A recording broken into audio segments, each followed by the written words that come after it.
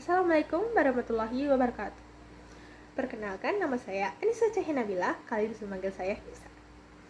Saya mahasiswa baru dari Universitas Muhammadiyah Yogyakarta, Fakultas Ilmu Sosial dan Ilmu Prodi Hubungan Internasional.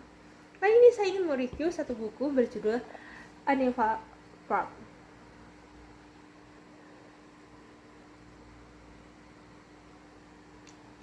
Animal Farm ini sendiri adalah novel satir karya George Orwell yang pertama kali terbit pada tahun 1945.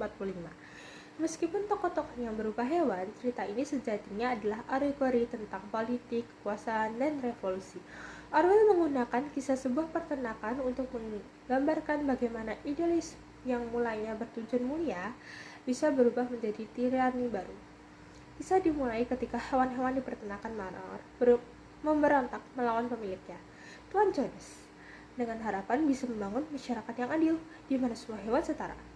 Mereka menulis aturan yang disebut 7 perintah, dengan prinsip utama all animals are equal. Namun, seiring berjalan waktu, babi-babi yang memimpin pemberontakan justru perlahan mengambil alih kekuasaan dan memanipulasi aturan demi kepentingan mereka sendiri. Hingga akhirnya muncul slogan yang terkenal, all animals are equal, but some animals are more equal than others. Novel ini menggambarkan bagaimana kekuasaan bisa merusak moral dan idealisme. Karakter babi bernama Napoleon misalnya, melambangkan penguasa yang otoriter. Sedangkan Boxer, kuda bekerja keras mewakili rakyat yang setia, namun mudah dimanfaatkan. Melalui kisah sederhana ini, Orwell menyindir totalitarisme dan memperingatkan pembaca agar waspada terhadap penyalahgunaan kekuasaan. Bahasa yang digunakan Orwell cukup sederhana, hingga mudah diikuti. Namun, maknanya sangat dalam.